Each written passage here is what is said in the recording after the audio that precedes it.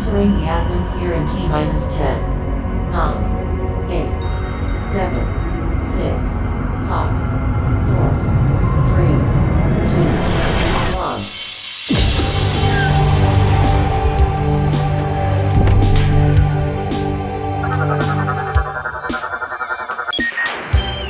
Hello everyone and welcome to the Omega Metroid podcast from OmegaMetroid.com.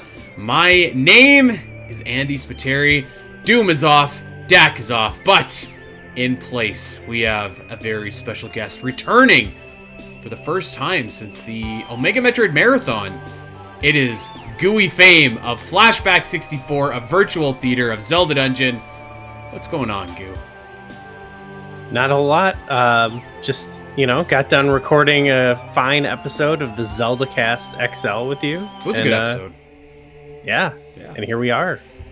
A little double feature action on a Saturday. Actually, you know what, Goo? My community, we have a lake in our community, and they were doing a little movie in the park last night. It was a double feature as well.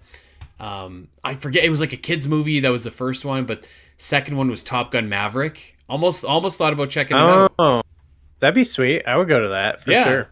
I've never seen Top Gun Maverick yet still. Oh, it's great. Yeah, it's a good time. I mean, we did. I love watching movies outside. We just went for my birthday. We go usually twice a year to these Dusk Till Dawn horror movie showings. Mm-hmm. And last summer we went to one, like a George Romero one, and we just did one for my birthday weekend. It's like they knew it was my birthday because they did a John Carpenter themed one. So it was in order from Dusk Till Dawn. Mm-hmm. We got The Thing, Halloween, then we got Prince of Darkness, and then Assault on Precinct 13. It was a banger after banger night. It was so good. I've never seen Assault on Precinct 13, actually. That's the only one I've never checked out. It's pretty sick. It's like it's early-ish for him, but it's got all the hallmarks of a John Carpenter movie. That he does the soundtrack. It's super incredible. If you like his stuff, I think you'll be into it. Yeah, I'm a fan. Probably not as much as you, but I definitely, I can't say I've ever seen like a John Carpenter movie I like disliked, you know? It got me thinking. I haven't seen all of his movies, but if you were like gun to your head, like you had to pick a favorite director, I'd probably pick him. Man. Yeah. It makes me think I gotta see the rest of like his movies and stuff, you know? Yeah. I feel like there's gotta be like, I feel like you gotta have like 5 movies, you know, to be like in that. I don't know, man. Like, cause like, you know, I'm thinking of like Steven Spielberg. Like some of his movies are like my favorite movies ever, but he also has like a bunch of stinkers in there too. Like, does that matter? Yeah. I don't know. Ditto. I think Chris I can Nolan. pull out. Yeah, he doesn't. Yeah, he doesn't have too many like. He doesn't have anything that's like god awful, though. No. You know, like he doesn't have any low. I feel like Spielberg has lower lows. You know, like I think so Nolan too. Doesn't yeah. have like a Ready Player One. Yeah. Type movie or anything. So it's funny that you say that actually, because I saw your post and I was trying to think of my favorite director. This is like at like 1 a.m. before I'm falling asleep or something like that. So I'm going on IMDb, and you know what the lowest rated Spielberg movie is? Gosh, I don't know. What could it be? This might upset you because it kind of upset me. The Lost World, Jurassic Park. Oh, really? Yeah. Okay. I don't know, man. Yeah, that's definitely.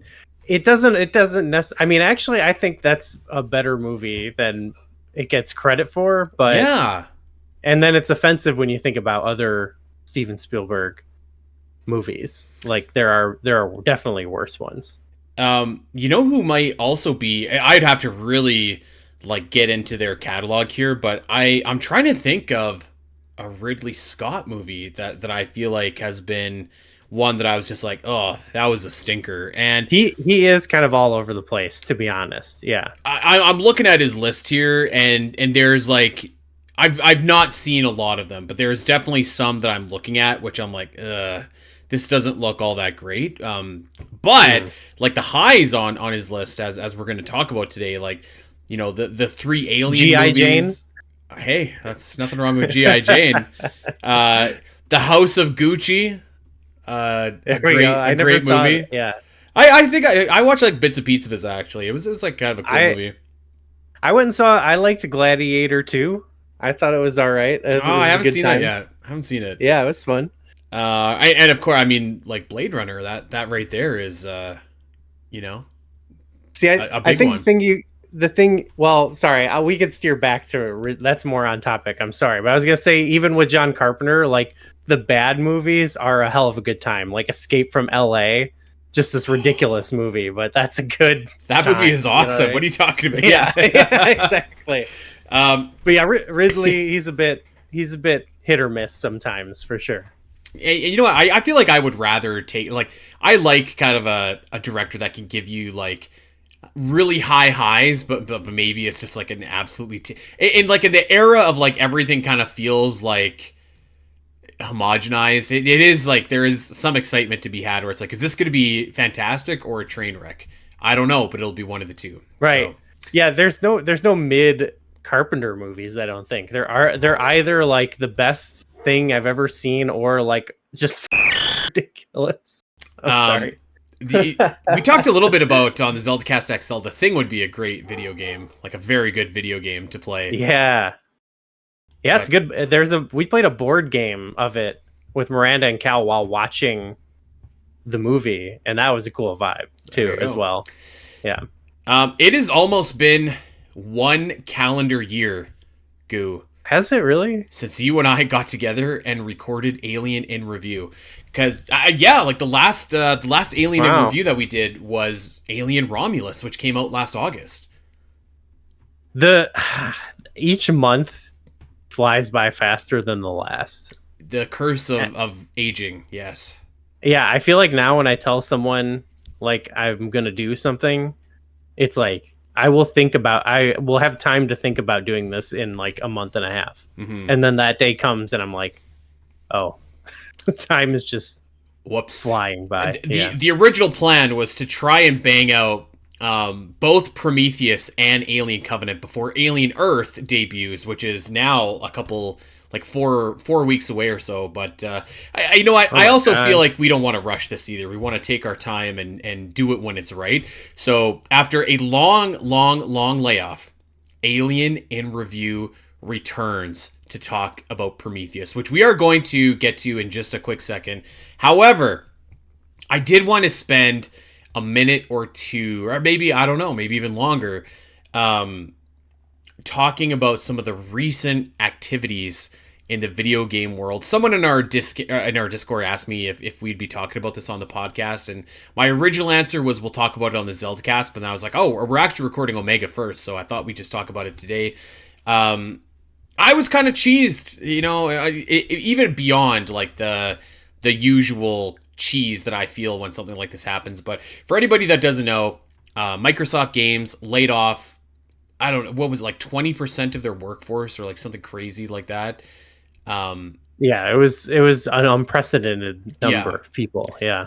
Multiple studios shut down, multiple games canceled, including the Perfect Dark remake or reimagination or whatever, which looks like it was pretty far along because like we've seen a couple trailers for it now, which is really too bad because I was looking forward to that game. I can't say that I thought that it looked great, but like still looking forward to it. Not only are all these studios closed, all these people out of a job, but like Microsoft has just posted record profits again. They have executives on LinkedIn suggesting that AI is going to help them find jobs, which is what they have really been wasting money on. They've been like burning money on AI to no gain. Yeah, it's clearly there's not. It's illogical like what's going on. It's bad.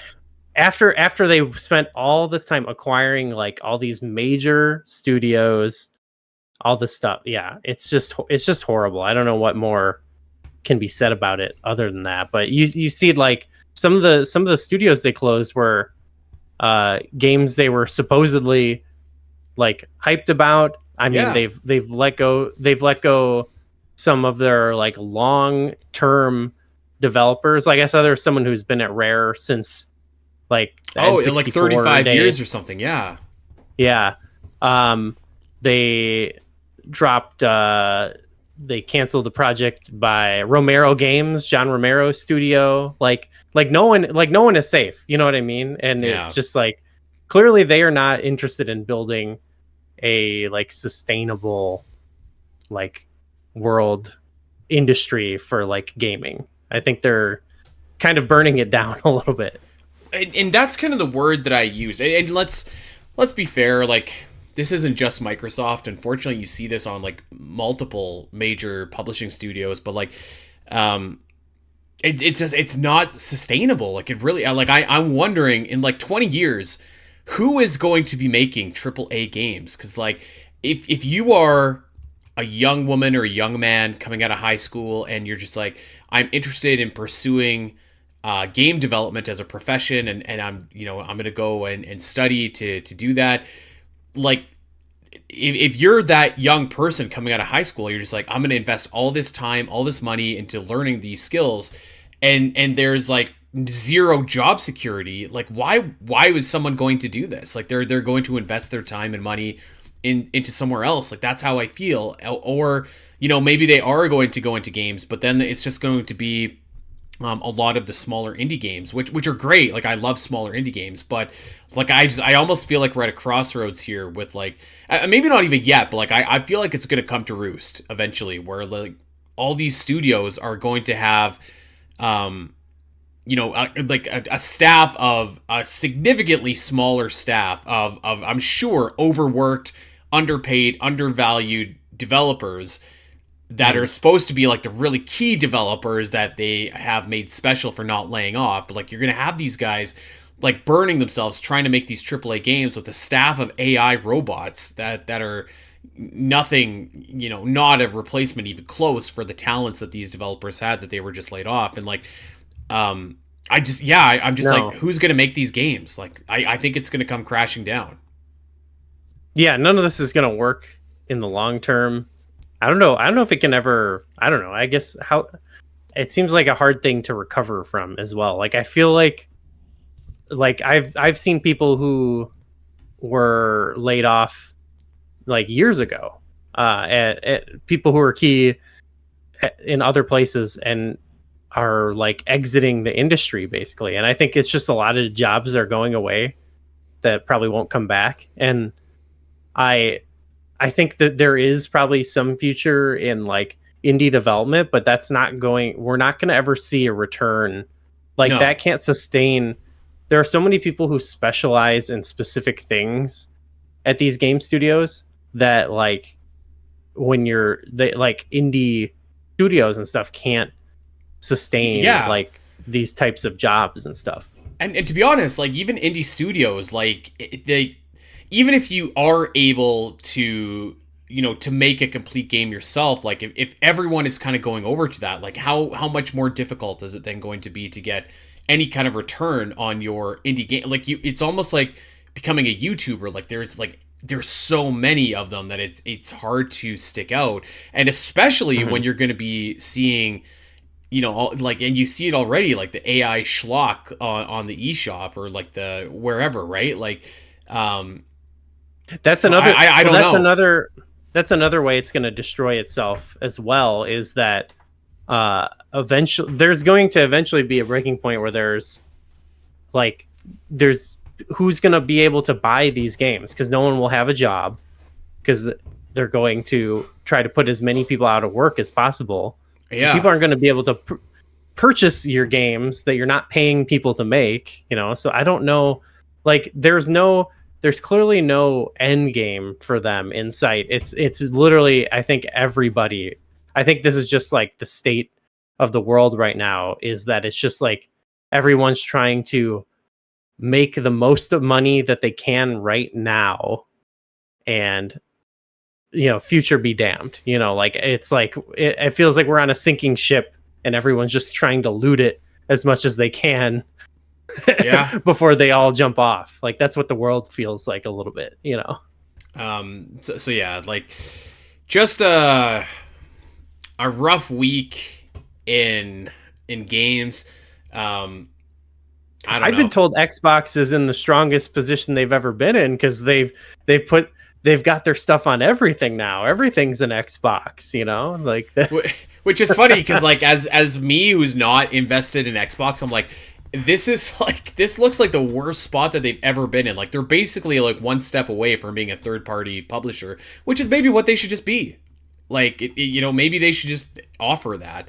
But then like their first party stuff is like, what is like the Halo is at rock bottom. Gears of War, I feel like, is at rock bottom. They went and spent all of these billions of dollars for like Bethesda and for Activision, and like these games are still on other consoles. So it's like, what's the point? Like it just, and like even like you 25 years ago, you bought Rare, and now like you've just canceled Perfect Dark. You've never made Banjo. Like I don't know. I've never understood their strategy.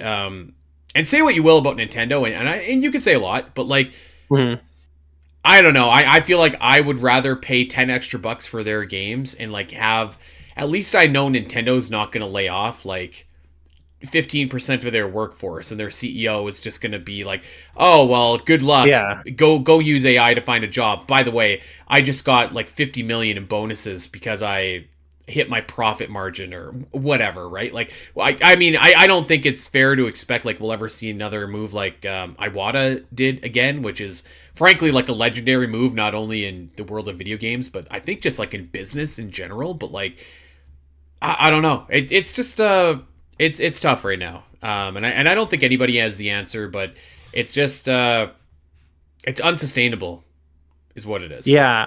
Yeah, I think even with Nintendo, you're kind of like them, like you're having to see just the effects of like, I think how the economy, like there is, I think like gaming is kind of becoming more expensive, and it might become more of a niche hobby, like at least console gaming and stuff, as people adapt more with like mobile games and things like that. Like that, it might become a thing where it's like if you're playing a Nintendo console, it might you might have to pay a lot of money, and it might be a very smaller market. But yeah, I do agree. Like Nintendo is, at least it does, like even with some interviews they gave recently, it seems like they are at least trying to run a sustainable business that takes care of the people who work there. I think that's at least the vibe I've gotten. But yeah, obviously like there's a lot of market forces at play. So, yeah.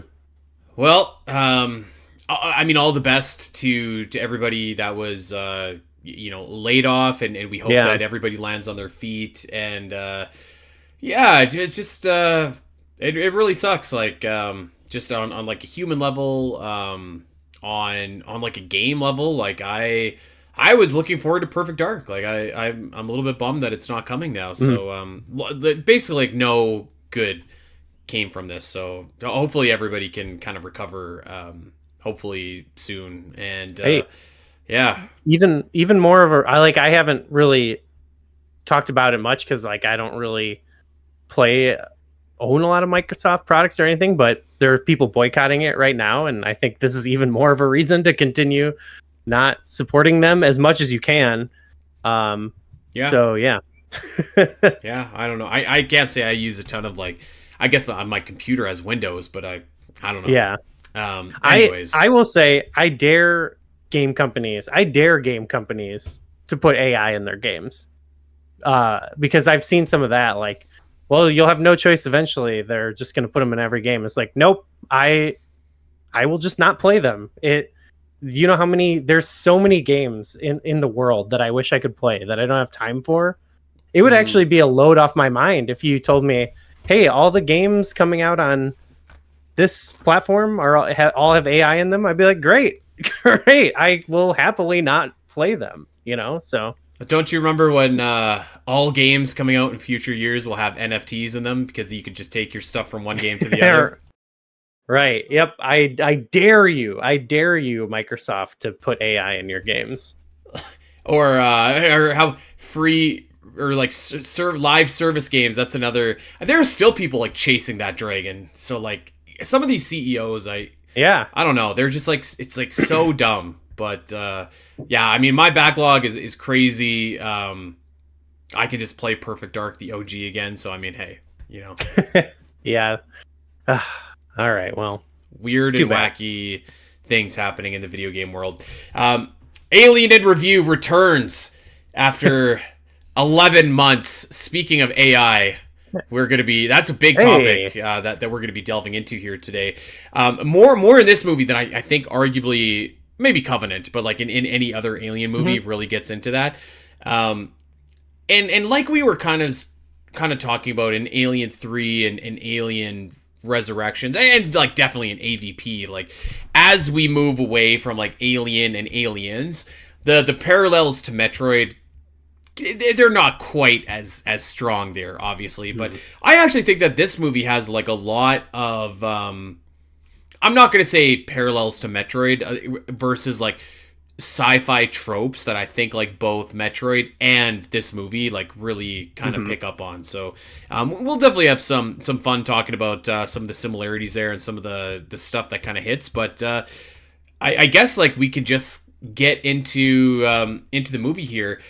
I will throw a spoiler out at the very top. I think this movie is fantastic. I really, really love it. And I know that not a lot of people do. This is kind of a divisive movie among Alien fans. And I think it's divisive because it was a really ambitious movie. It asked really grand questions, and it kind of like gave you answers to some of the alien lore and alien mysteries, which I don't know that everybody always wants. Like, I don't know that people want answers to those questions, but this movie, say what you will about it, but it really had big ideas and it went for it. And I appreciate that about Ridley Scott's, return to the Alien franchise. Just a really, really high level goo.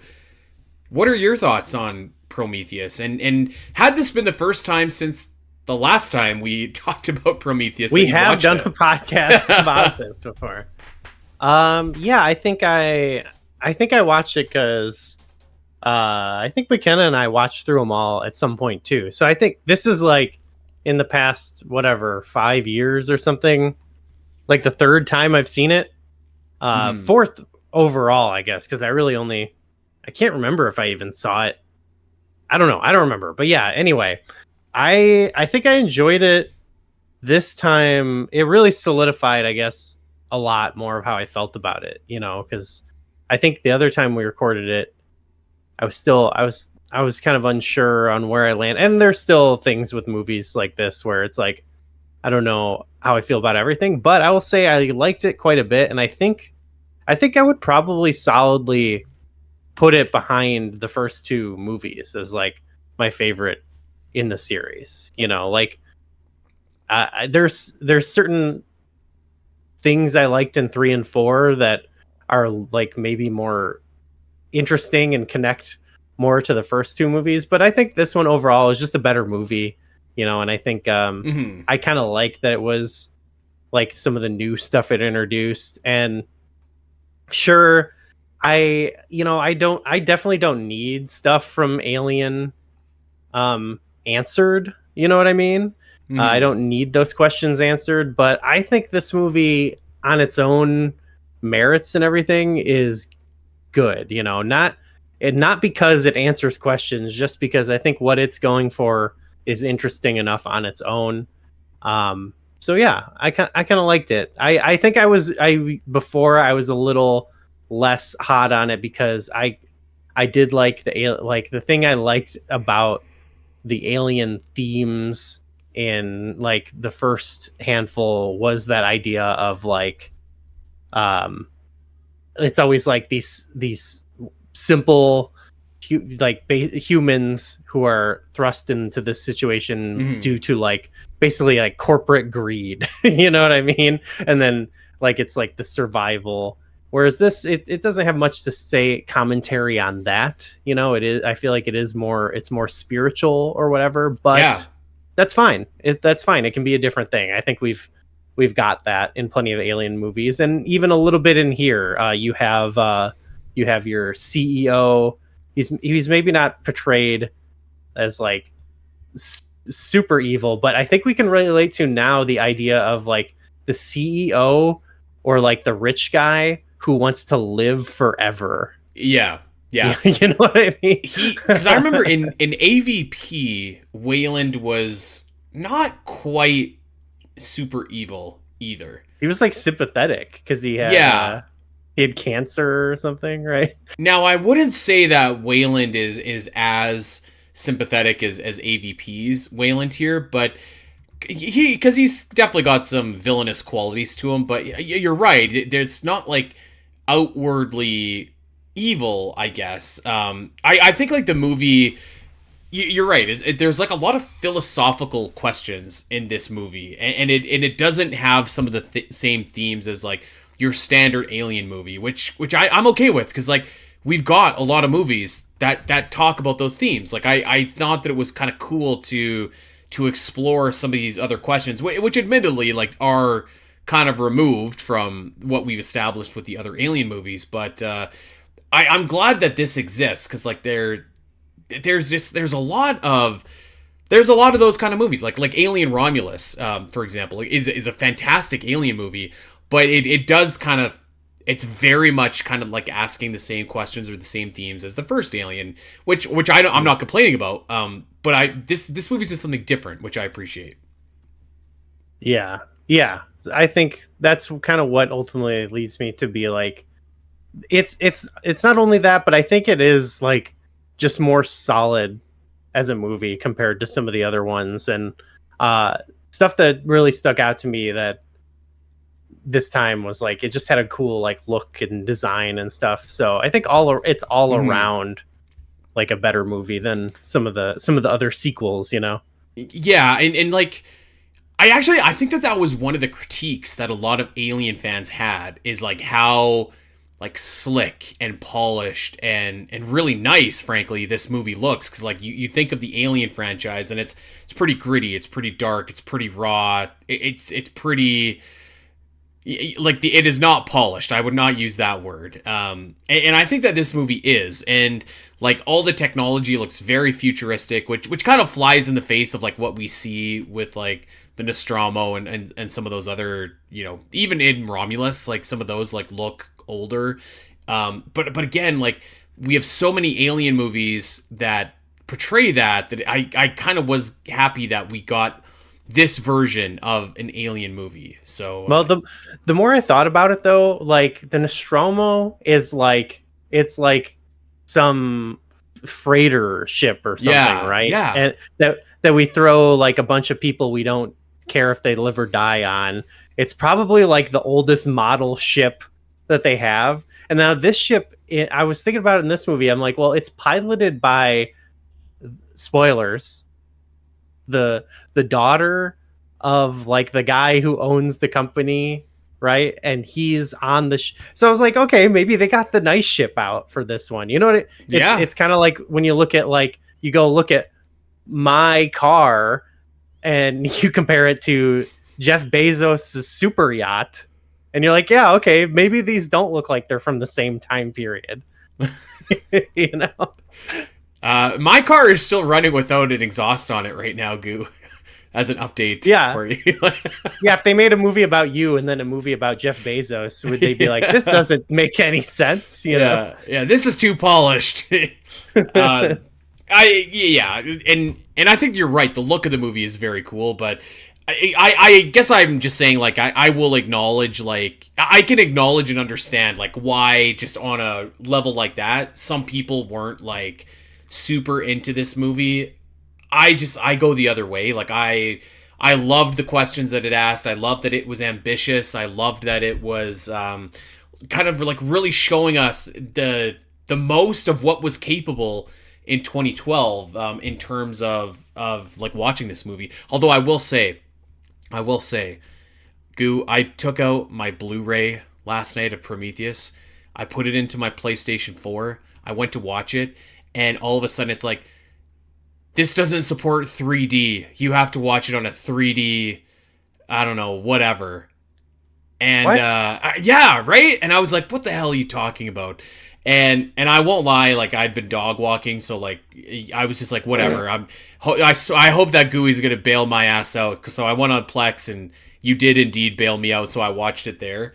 That's how I watched but it. I was Yeah. like, it's like, what do you mean a 3D project? Like, what? Dude, What does what that a- even mean? What a snapshot in time, like where it was like 3D TVs and stuff are Oh, going to be. Yeah, nope, yeah. not happening. Let's talk about I this dare movie. you to make 3D more 3. No. What was that other thing that came out on?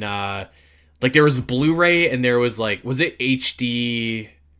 Like, was it just like HD movies or something? HD DVDs. Yeah, those were that's what Microsoft went with. Like you could get a hookup for your Xbox for HD Oh. DVDs, I think, because I don't think they did Blu-rays, right? No, the PS3 did. Man, Microsoft with all the L's Yeah. today.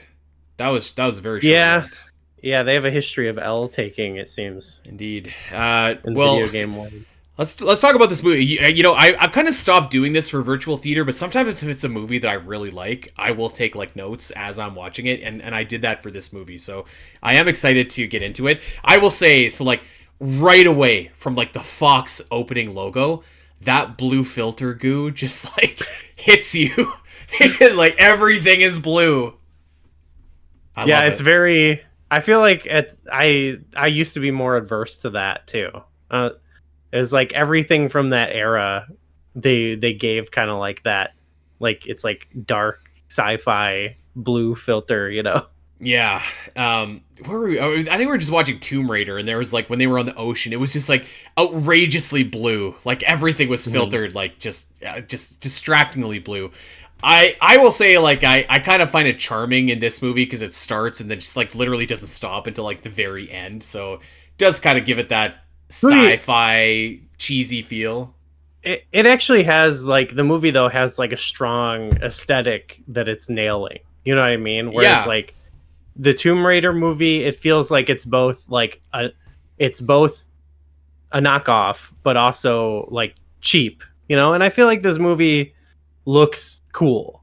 So Yeah. you know, that it's one of those things where it's just like it just because of the trend, you know, you almost just start to knock it, you know. It's kind of like how we are now with like Marvel dialogue is a thing we always now just bring up as like a thing, but there are movies like Marvel movies we like that are fun, you know what I mean, and have that Yeah. dialogue, you know. It's just you gotta filter some of the trash out of there, you know. Yes. And frankly, like you like I love pizza, but I wouldn't eat pizza every day either, which is kind of another thing. So going into the intro of this movie, we see like just a couple shots of primordial planet Earth. This intro, man, I think is so awesome. All the water, it really makes you wonder like what was this planet like before life was on it. Like it would have been just something to see. And this big humanoid on a really big flying saucer comes in, he lands, and he looks just like so we know them as engineers now. They look just so gnarly, like tall, sculpted. They look like Michelangelo's David. Like they just look buff and perfect. Dead black eyes and just very, very like almost uncomfortable design because it's familiar, but it's not at the same time. This engineer comes out and he drinks the mysterious black ooze and falls into the waterfall, and that is kind of our insinuation for how life on planet Earth actually begins. So we witness the creation of it all. I think the other times I'd watched it, I like always just forget what that scene is about. You know what I mean? Like, because so much other stuff happens. Yeah. And it happens, and it's like, I don't think it's so obvious when you first watch the movie, like what's happening there. You know, I think it's definitely something you pick up on a second watch. Yeah. Yeah, right. That's what it really. This is like my third or fourth, but I was like, oh, okay, because like, yeah, normally that happens, and then so much other, you know, you see some crazy stuff happen in this movie that like that's something I was like, people are always like, there's so many unanswered questions in the movie, and I'm like, I was wondering like, what are they? And then I think I looked it up, and one was like, what was with the black goo in the beginning? And I was like, oh, I forgot that happened. But now it's like, oh yeah, it's obvious. So, and right away, I think Metroid fans will kind of pick up on the black goo, and I certainly did.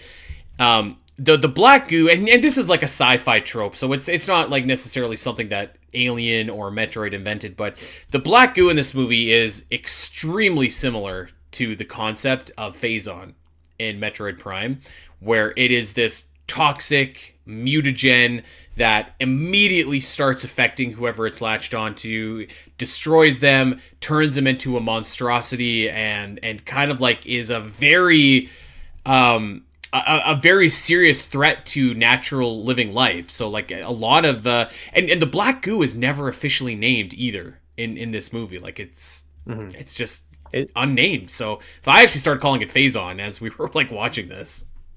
So in this though, it breaks him down like to a genetic level, right? Yeah. You see his like DNA breaking off, but so that presumably like though then like sows the seed of life on planet Earth. Is that what we're saying here? That's the insinuation. Yeah, that's cool. This guy knowingly does that. He like sacrifices himself to populate the first seeds of life on the planet. I don't know. That's as likely as anything else, right? Like, that's cool. It reminds me of there's this episode of Star Trek where they get all the different alien races in the show like race to like figure out some puzzle, and then they find out at the end that these big bald aliens basically seeded the galaxy with their DNA, and that's why all the different Klingons and Vulcans and stuff all look like humans, because that's been a criticism, is like, why are they all like have like noses and mouths? And it's like, oh yeah, these big bald aliens went around and there's a scientific theory for that, like it's probably something like all life, it like contains like a theory that like all alien life would contain like some similar elements, like nose, eyes, mouth, to like you know what I mean, like because like the DNA gets on asteroids, it goes from planet to I forget what it was. It was another like 2 a.m. Wikipedia thing. I was trying to fall asleep, but like there is like a theory for that. But the way they use that black goo throughout the series now, and like just the way like adding that extra bit to the lore, I actually kind of like, because it just there's like kind of an ecosystem in the Alien movies on how, we saw it in the first few movies on how like the aliens are created through face huggers and then the queen and all this stuff, and now there's more layers on top of it, like like there's someone who created humans, and then like we'll see at the end of the movie that the aliens and the engineer, there's like all this stuff mixing together. It's like kind of a complicated weaving together of all these different biological and mechanical beings and stuff too. We meet doctors Elizabeth Shaw and Charlie Holloway. They are in Scotland on the Isle of Skies, I want to say, which is a real place, and they are excavating, looking for hieroglyphics, I guess is the word. There's probably like an official word for it, but they're looking for hieroglyphics, and they eventually find them, and what they're looking at is hieroglyphics left by ancient civilizations, and they all show a similar constellation, them pointing to a similar constellation. And so the genesis of the mission here is that we're talking like ancient Egyptians, ancient the Maya, the Mayans, like a lot of these civilizations that are separated by thousands of years that could have and did not have, and it could not have, it did not have any way to contact each other, all have hieroglyphics of like the same people praying to this constellation in the sky, and they're just like, I think that's a star map, and maybe it's a star map to where our creators come from. Admittedly, there are some questions I have with this, like how would they know the constellation? Like, if it's that far away. Wouldn't the engineer just show up in the ship or something like that? But who cares? It's like it's a really kind of cool idea. The engineers could have told them that or something, you know. Yeah, maybe that's true because Shaw does say it's an invitation to come find us. Yeah, and of course, as we all know, also the Predators also built the pyramids so that they could birth the aliens in there, so that they could come fight the aliens. Don't forget that important lore. We don't spend a lot of time in Antarctica in this movie, unfortunately. We don't really spend a lot of time on planet Earth, actually, at all. This is really the only time on Earth that we get. I will say what you're saying checks out to me. I couldn't really describe to you, like, what the movie is about or, like, the details like you're doing, but it all checks out to me so far. It's a cool idea, actually. Like, it's a cool premise. Like, if you're seeing all of these ancient civilizations that, like, there's no way that they could know this, like the theory goes, unless somebody from another planet told them this is our constellation, like come find us eventually. Like it's kind of a cool idea to see like so many different civilizations like interact with these engineers, and there's a lot of like questions that are raised because of that. So basically, I'll kind of summarize what happens here is like so Shaw and Holloway, who are husband and wife, by the way, are convinced that this is an invitation from their creators to come find their home planet, and so that is what the Prometheus mission is all about. And we've got a big state-of-the-art ship called the Prometheus, and it is flying some 2 years or something like that to the star system. They went through like hyperspace or whatever. Everybody's been in cryosleep for this amount of time, and now we start to meet our cast of characters. And Goo, I think we have to start off with, I will say, hands down, aside from Ripley, the best character in the Alien franchise, and that is David, the android. Right on. Okay, yeah, David. I like David.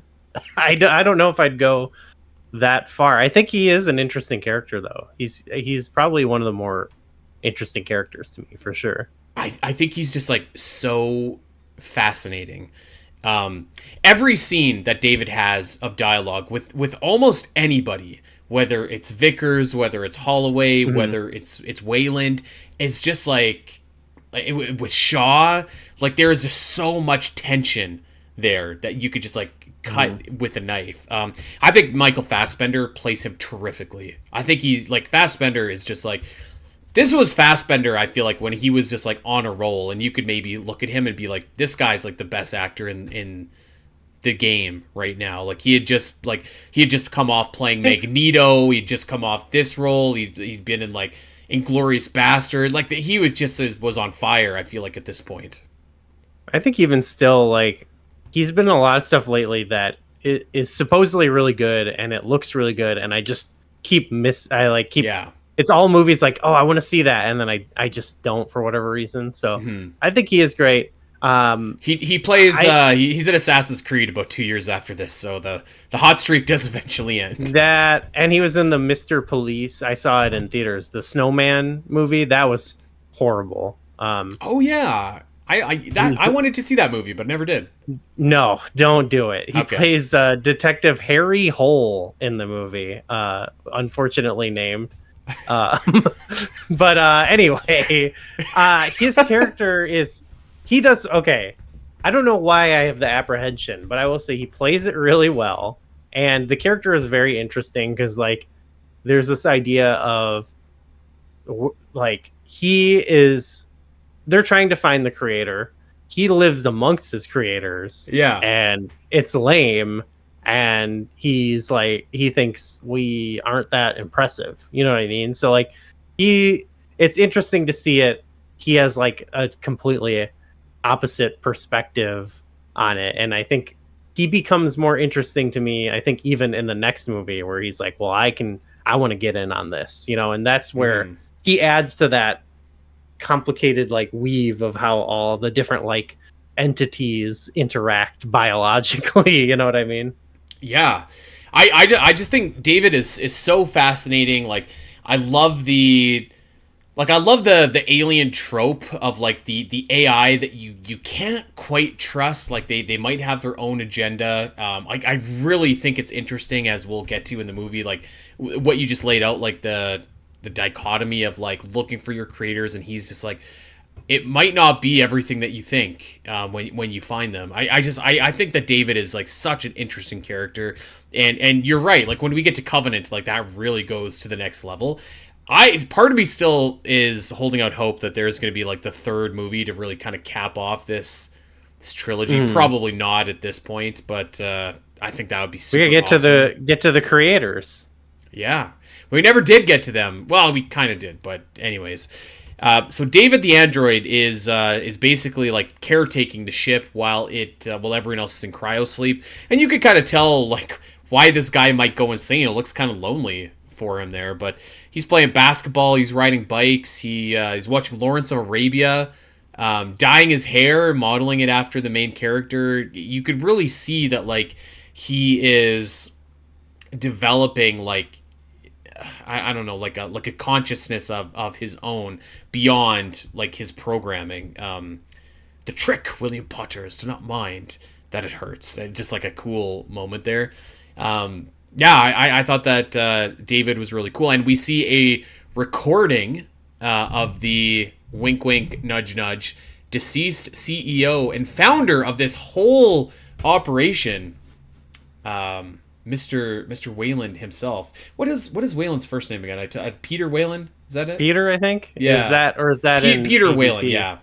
He is so the CEO of Wayland Corp, and like he has a bit of a god complex, I think, but he doesn't come off like super awfully in this movie. Still awfully, I think, but not as like evil as some other renditions.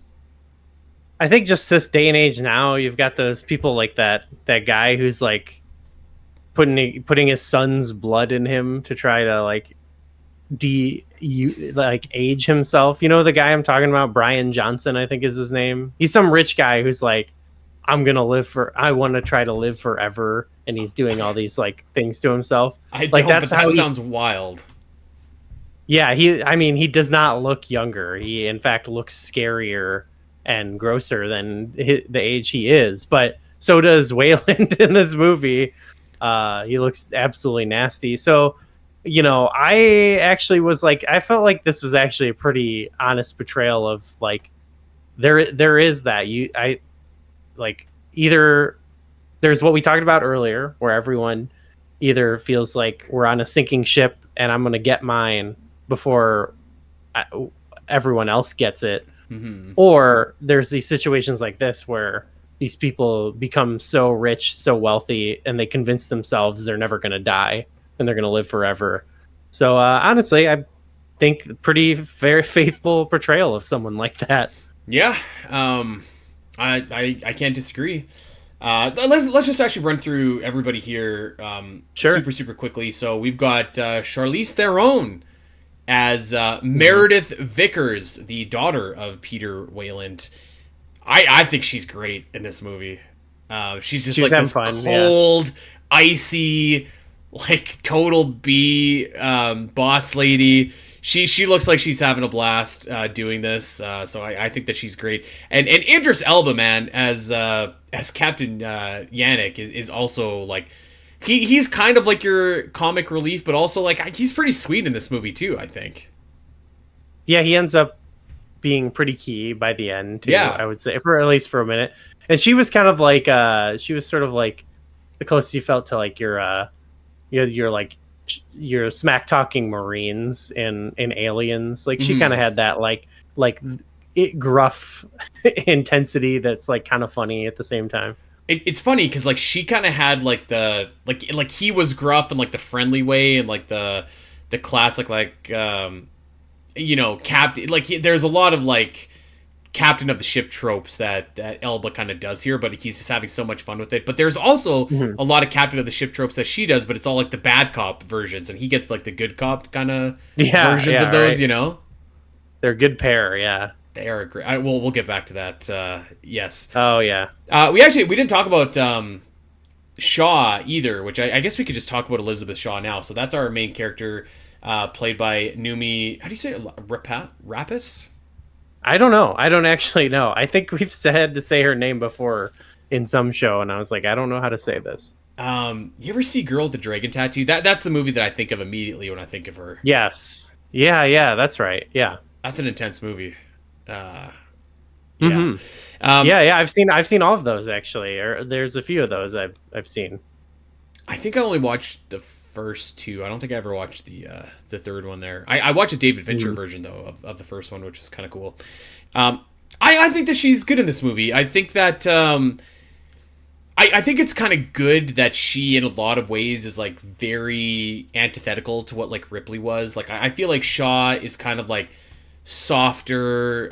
She's a little bit more like she has a very faithful approach to things, like not as kind of gruff and matter of fact as Ripley was.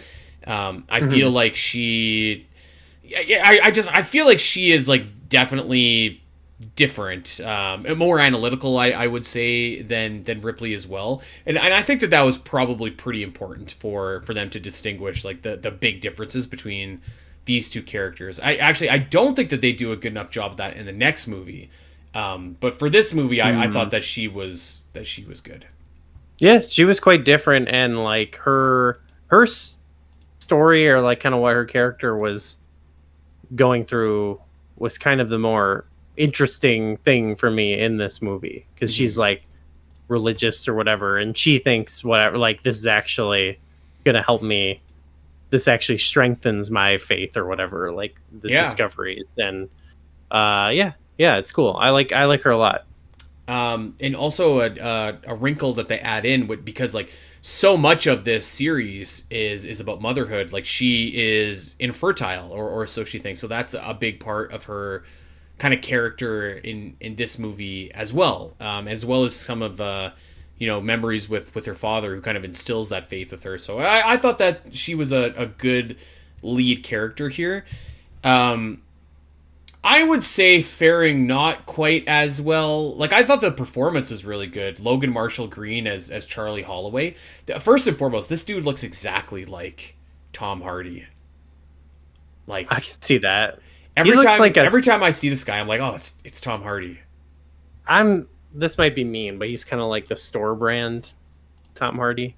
Yeah. A little bit. Yeah. And his character doesn't do much for me, and then you kind of realize like, oh, he's like you are killing him off in service of her character. He's like I feel like it's usually like the roles are reversed. Like they do that often to like the girlfriend or wife or whatever. But he's like that. He's really just there to make you feel bad for her when he dies or whatever. At least that's how he's not like a strong character to me on his own.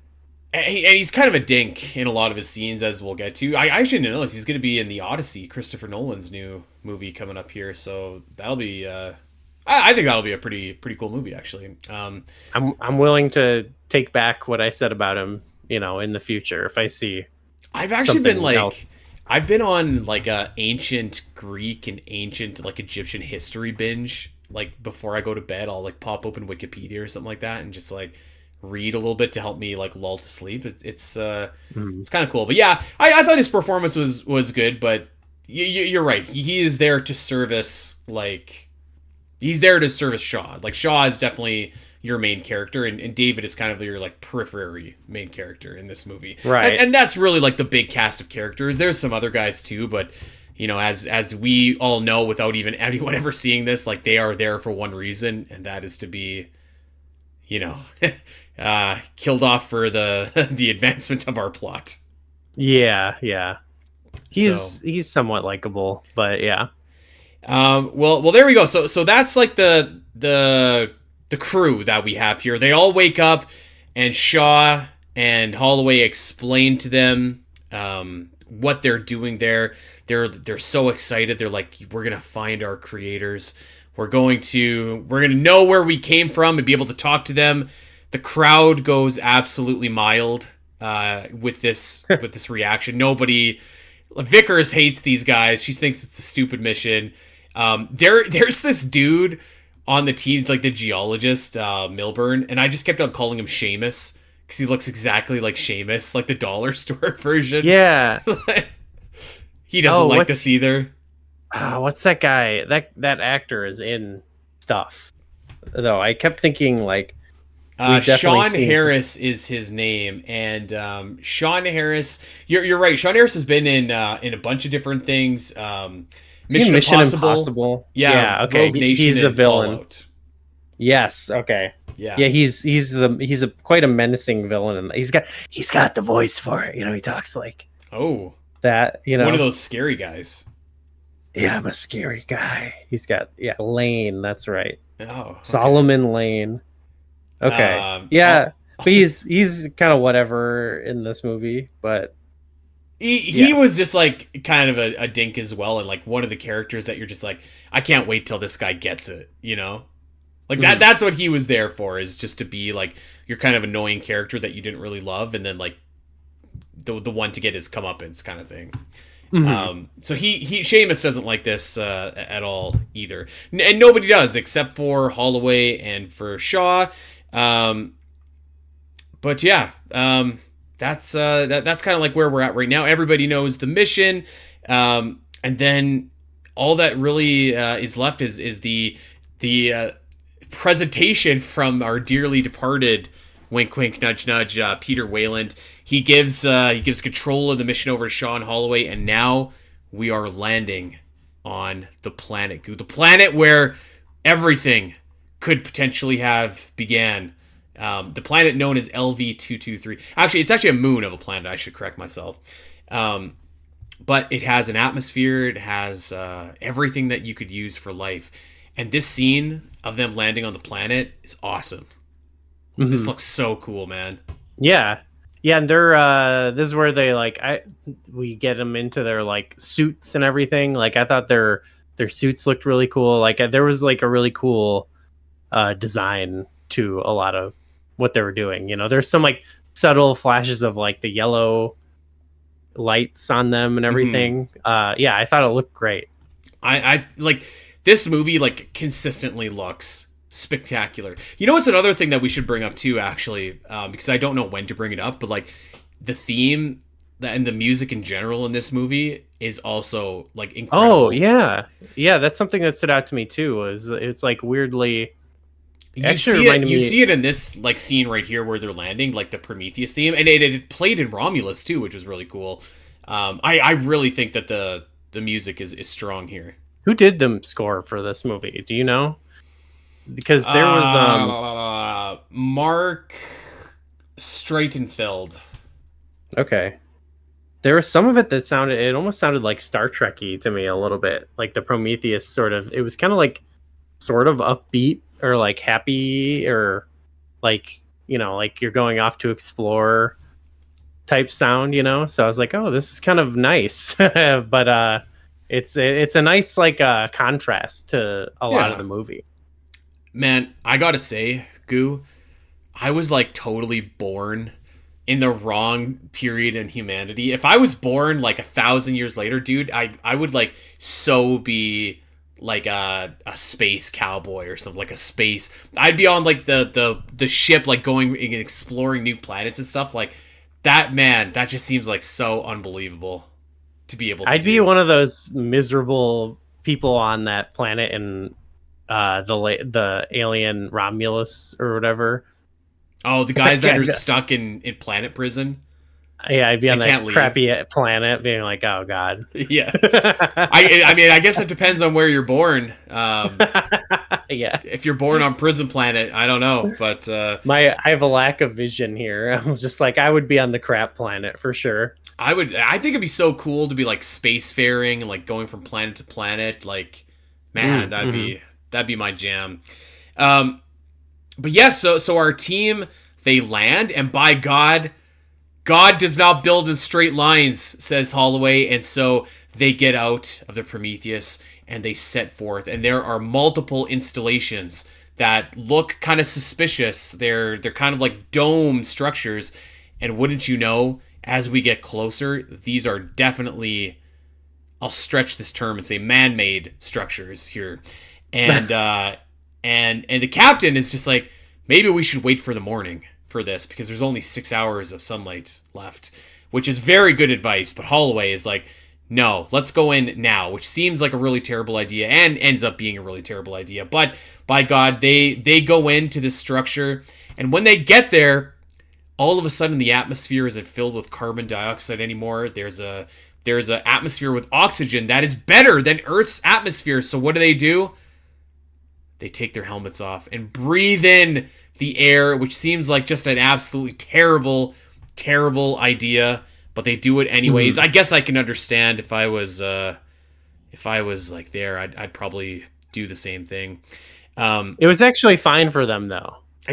Yeah.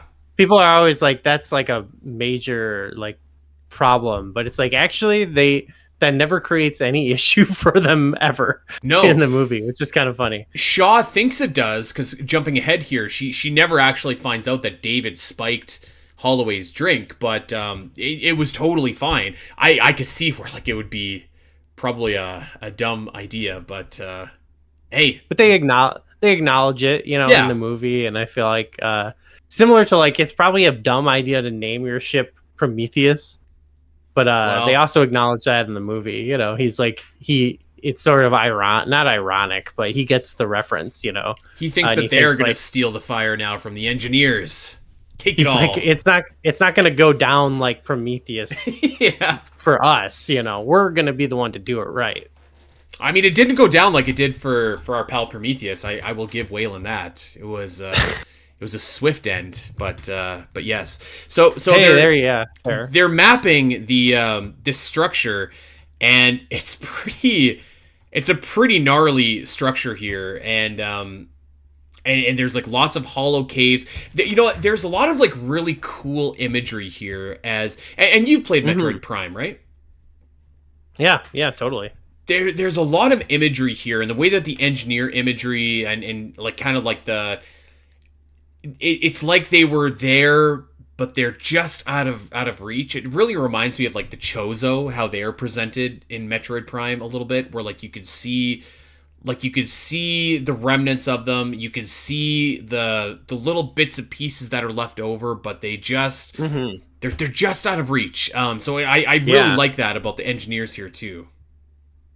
Yeah, I like that. Like the way they're finding, you know, when like David's looking at their things that are projecting or whatever, it definitely reminds me of when you find that stuff, and when you find like the active technology, you know, in Metroid. I could totally see that. So the crew is venturing, and by God, they discover undeniable proof that engineers, as they've called them, our creators, were on this planet. There is alien life on this planet, and we know because we see someone's decapitated body by a door. And David, the android with an agenda, has been using the cryo sleep time.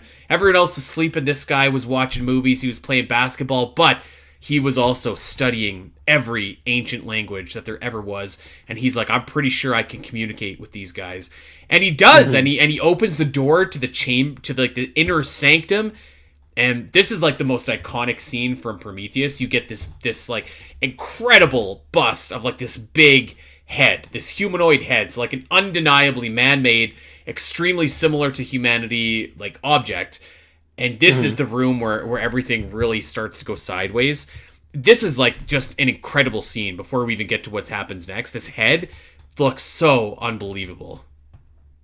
Yeah, I loved the whole like set design of this whole area and everything. This is a very cool scene. Yeah, even before then, when you kind of see like the ghost of the engineers like leading them to this room, it just that's cool too. So cool. Yeah.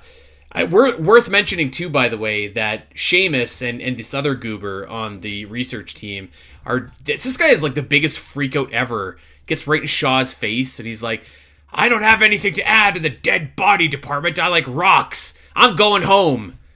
And somehow gets lost, actually. I don't know how, because there's literally just like one pathway. But we'll revisit him in a little bit. But I was kind of like, this dude's a little bit of a... He's goober. He's kind of being a little bitch right now. Let's call it what it is. I did like too when you see them uncovering all this stuff. Like David has a real like fascination and like Yeah. curiosity about this stuff. That's something I really appreciate. It's very like Data or like Spock or something like that. Sort of like the So- knowledge and curiosity kind of It's almost like childlike inspires wonder a little bit. hmm But you can see sort of like how he starts to see. It explains his character a lot too in the next one about I think he even has somewhat of a fascination or idolization more of the engineers than humanity, and he's like, maybe I could dabble in this stuff, maybe I could become like them, it's very cool. You see it here early on. So our team is in this room, the inner sanctum, and in addition to the head is multiple vases in this room, like hundreds of them. And as the team opens up the room, the air pressure and atmosphere starts to change. So like there's murals on the wall which are shifting and changing. The vases are reacting to the change in air pressure, and all of a sudden there's like this black goop that starts to like ooze and start to come to life on the top of all of these different vases. And again, I've affectionately named this Phazon as a little homage, although it's not blue like our Phazon is, but all of these are starting to react, and it's really cool because you see like a couple shots of just like little worms on the ground. So like there is life still on this planet, and it's worms exactly like we have on Earth. And those will, of course, eventually get into the Phazon and morph into something else. But we're jumping ahead a little bit. But yeah, this is like a really cool scene. And then next up is like a storm is coming, so they have to get the heck out of there. David bags one of the alien vases with the black stuff, and then Shaw bags an engineer head, the other part of the decapitated body. So this is about to get like pretty crazy here, but they actually have to like hightail it back to the ship, and it's a really cool scene where like this big storm is coming in. I thought that this was like visually just like a really, again, spectacular looking scene. Yeah, same. I agree. Yeah, it looked awesome. Yeah. That stuff really struck me this time, like the visual element of it. I don't know what it was, but I was much more keyed in on that stuff in this time around, and I was like, oh, this is like, I don't remember this looking this sick. So I don't know, maybe it might have been just watching on, this was like maybe the biggest screen I've watched it on, like the closest I've been to it. It was just like just taking it all in. It looked great. The new TV I got just adds like 50 points to any show or movie that you're watching. Yeah. And so Seamus and this other geek are like trapped in this.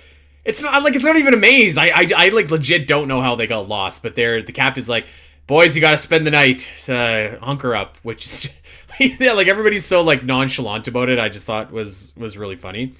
But we get back to the Prometheus, and this I think is the scene where a lot of Alien fans really take umbrage with, because what we have is the space jockey head, and the space jockey is of course like that elephant looking thing from the original Alien, and here we learn that this is not a creature, it's actually just a helmet for the engineers.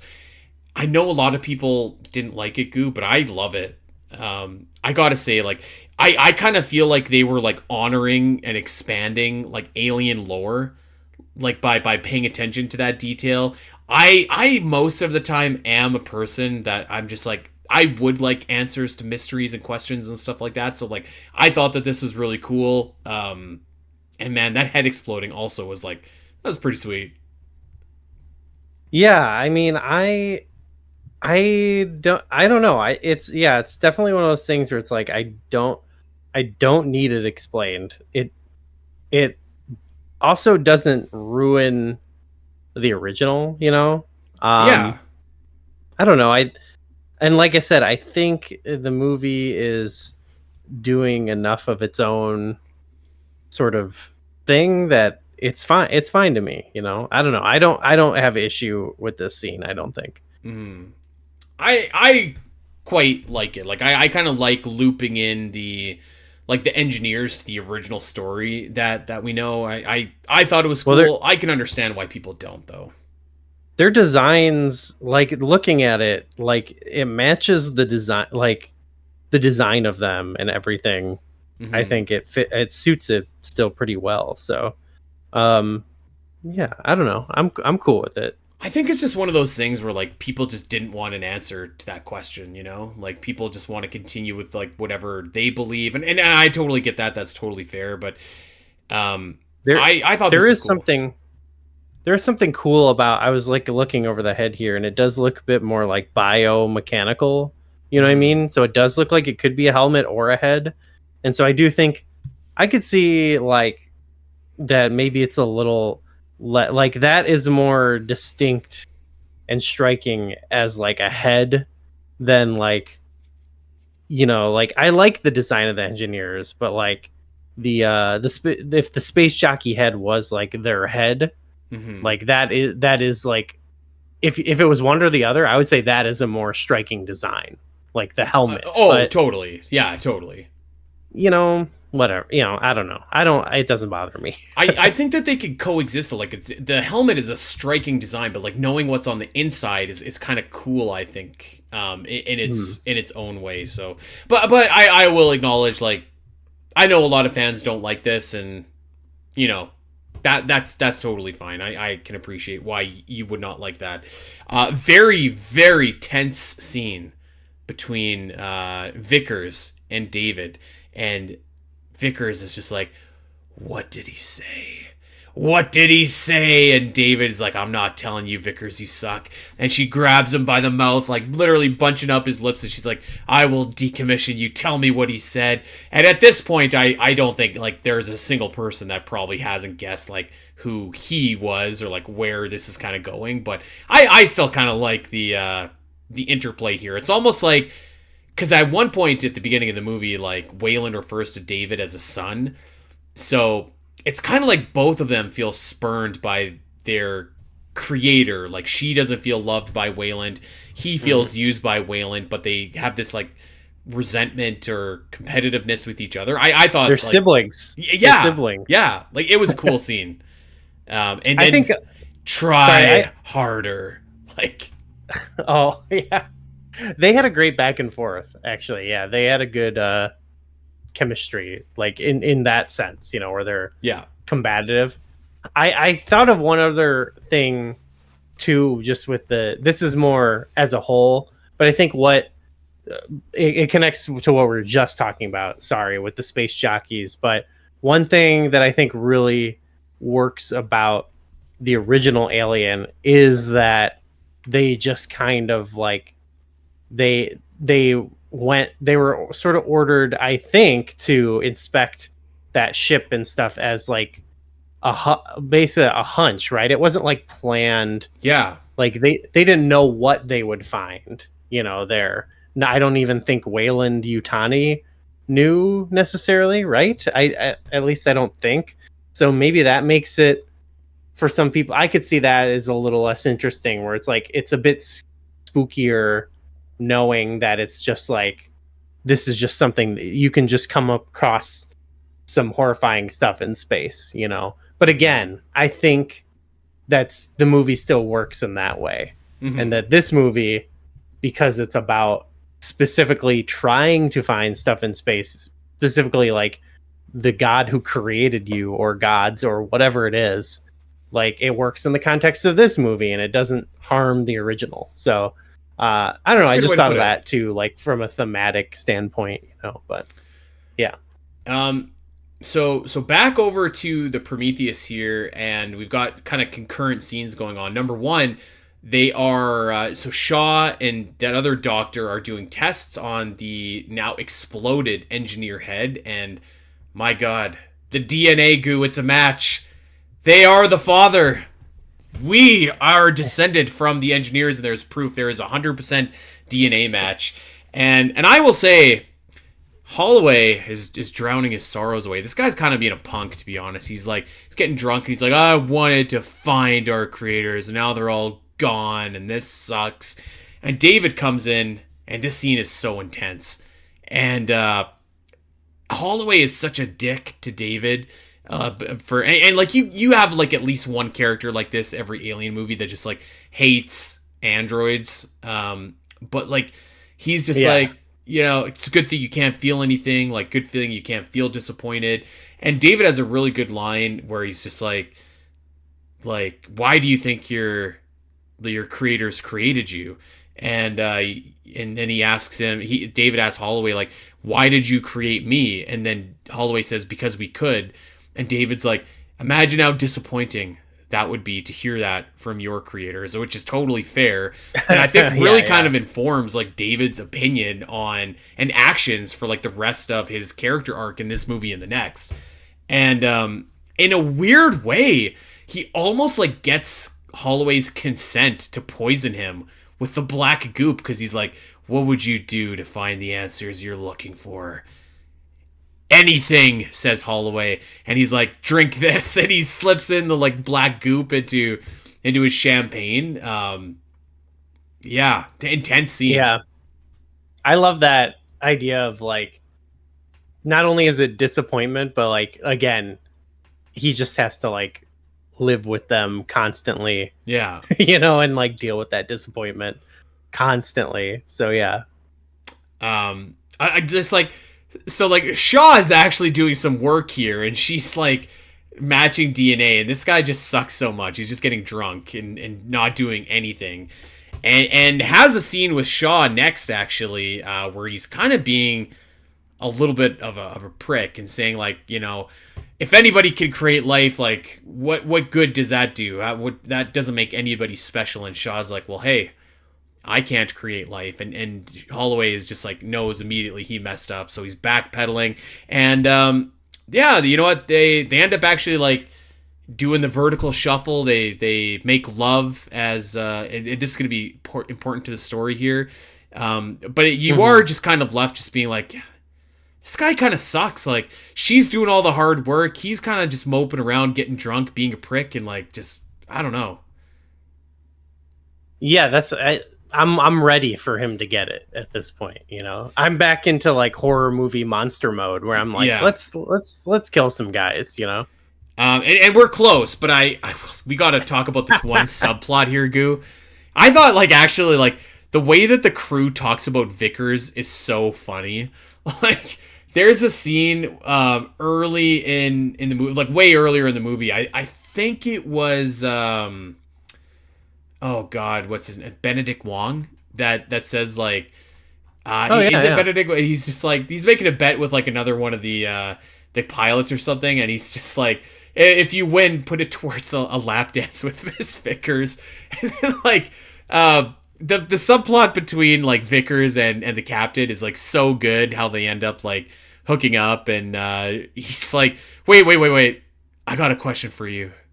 Are you a robot? That just like kills me every time. I think these two are like so good together. Both like Charlize Theron and Idris Elba are like just having such a blast doing this. It's fun to watch them together.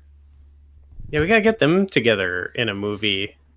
That was good again stuff. Soon. Yeah, that was good.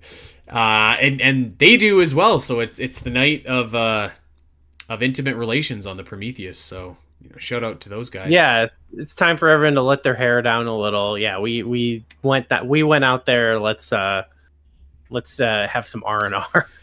Unfortunately, also getting intimate are Seamus and the other geek that are stuck in the alien structure. The worms have mutated into big Phazon worms, and this other like geek, okay, is like the most oblivious dude you've ever seen. There's like this alien life form and he's just like, oh, he's going to like pet it, and I'm like, bro, what are you doing? And this thing wraps itself around his arm, breaks its arm, like basically so rips gross. his arm off, gets into his suit, goes down his throat. This kill, whew, it's so nasty. Yeah. Ugh. Oh baby, I was just like, let's go. So, if people want to be critical of the scientists, that's fine, I guess. These guys 'Cause maybe are pretty lame. he should have exercised more caution, but at the same time, what could they have done? You know what I Yeah. mean? Like, what? Yeah. I would have ran away, to be honest. I like these worms. The worm was cool. They are cool. Like, and really, like, the worm kind of is the the very small building block that eventually turns into, I don't know if it's like the exact same worm or same idea there, but like it definitely turns into something else. And so, like, I think David has the line of like, big things come from small beginnings, and you can kind of see that in this movie.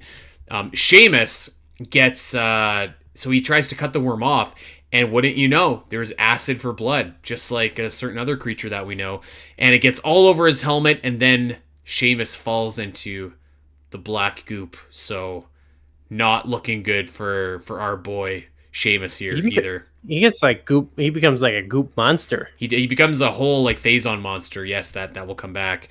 Holloway has been poisoned, of course, from David, and he is not doing so good either. So it's now the next day, and they're going back to the temple, as we'll just call it there. David is on his own solo mission. He's going to allegedly repair one of these scouting drones, but in fact, he has his own agenda. And they're going, so Shaw and the crew are going looking for, the missing two members. They find them, and they're just like, this is not good. They're dead. We got to get out of here. Holloway is sick. He is going absolutely, like, buck wild, like, turning into a monster. Not looking good for him. David, while on his mission, finds a ginormous room full of, like, thousands of these alien vases with the black ooze in them. So this is obviously like some kind of weaponry or armory or something like that. Cuts off Vickers. It's great the scene. ooze room. Yeah, the ooze room. And Vickers is like, "You son of a bitch, you cut me off." And then, like, that's it for Vickers. There's nothing she could do. The Phazon worms are going nuts here. Holloway is like just about to die, and we got tons of stuff going on, but we do take a moment to calm everything here. In probably the movie's most spectacular scene, I would say, David walks into the ooze room. He goes into the control ship, which we know is like the starboard, actually, for what we now know is a ship, and he activates the control room, and this image, these memories of past engineers start playing.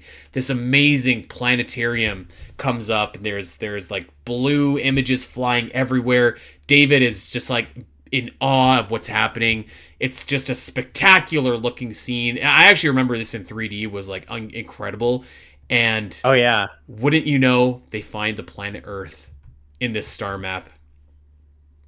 That's the scene I was thinking of earlier, when he's filled with such wonder and delight. And yeah, obviously also the ooze room is very reminiscent of like the alien pods that they find in Alien and Aliens and whatnot. So a lot of cool, like so many things in this are like, they're different from Alien, but like they're visually like similar cues, like the worm even is very Alien-esque, but it's like a different being. But it all makes sense because like they all share some sort of like biological connection in some weird way, you know what I mean? So I love seeing like them in all these different states, and I do love that scene. That's cool. I would love to see the 3D effects on that. Would probably be pretty sweet. And worth mentioning as well, like another common theme throughout the Alien franchise is like the way that a lot of these people are killed is like very kind of like body invasive almost, like the way that this thing goes down the throat of the scientist there. And as we'll see later, like there's just like a lot of body horror in this movie. Definitely a lot of like, there's sort of this violation, that's the word I was looking for. Yeah. I mean, that's taken, and we've seen that to its extreme. We've seen that to do with like motherhood and pregnancy and stuff like that, and that gets kicked into overdrive here as well too, for sure. We'll get there in a sec. Yeah.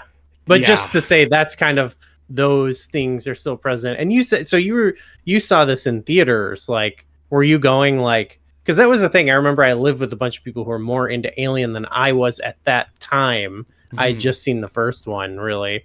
And they were speculating over whether or not it was an Alien movie at all, like before they were going to see it. Yeah. Like, I don't know if, was it marketed like that? Did you feel like that when you were going, like, I'm going to see an Alien movie, or like, the way that it was marketed was like kind of like an Alien adjacent movie, and so like this is in the early days of like a shared universe, so it almost more so felt like a movie that, like, for example, it wasn't like a Captain America movie, but there was opportunity maybe for like some crossover in Iron Man or something like that, because right? Whalen was in the movie, so okay. But I think like as the movie goes on, it's like it's very clearly like an Alien movie. But so Ridley Scott even said like the story is not directly connected to Alien, but shares some strands of Alien's DNA, which I actually think is like a fair way to put it. Like it's not dealing with like the xenomorph or anything necessarily, but the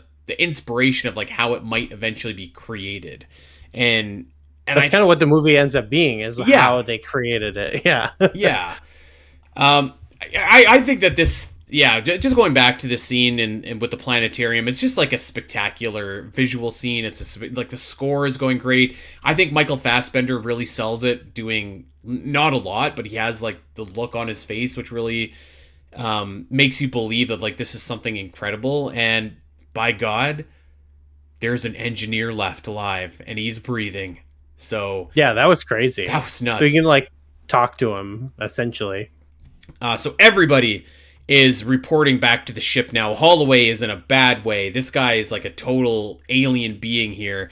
And Vickers is like, you're not getting on my ship. And there's no Ash here to save him. Totally. This guy, like, he looks horrible. And he willingly acted. This is probably the best thing the Holloway did. He's like, you know what? It's too late for me. Just torch me. Which Vickers does. Yeah. It's probably his most selfless thing. Yeah. That was a wild scene for sure.